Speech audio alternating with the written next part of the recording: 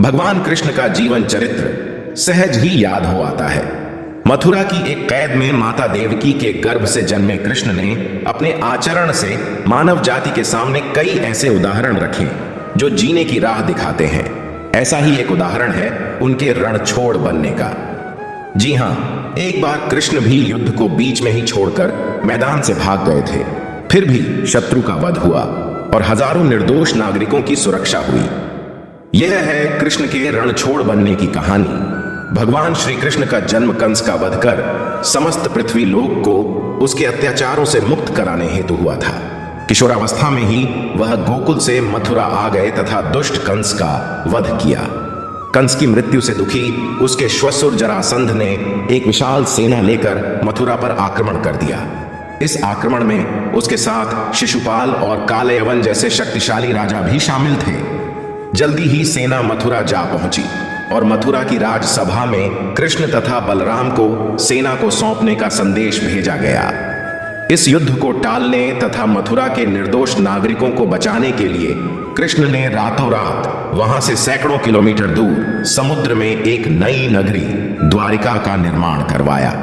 अपनी माया से उन्होंने समस्त नागरिकों, उनके पशुओं तथा संपत्ति को नींद में ही नई नगरी में पहुंचा दिया।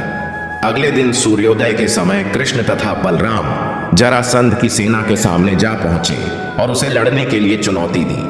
जैसे ही जरासंध और दूसरे राजाओं ने कृष्ण को मारने के लिए शस्त्र उठाए, दोनों भाई भागने लगे।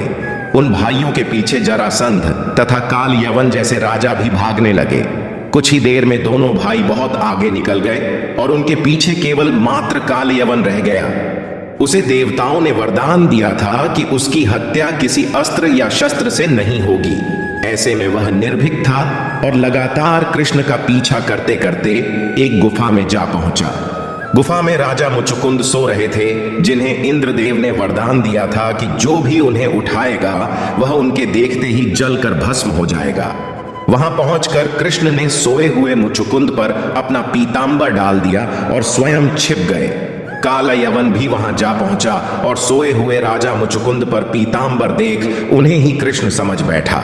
उसने मुचुकुंद को उठाने के लिए लात मारी, जिसके कारण उनकी निद्रा खुल गई और उनके देखते ही कालयवन वहीं पर जलकर भस्म हो गया।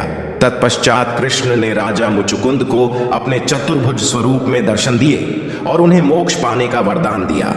वहीं दूसरी ओर जरासंध और बाकी राजा पूरी तरह से खाली मथुरा देखकर वापस लौट गए। युद्ध से भागकर कृष्ण ने रखा देवताओं के वरदान का मान।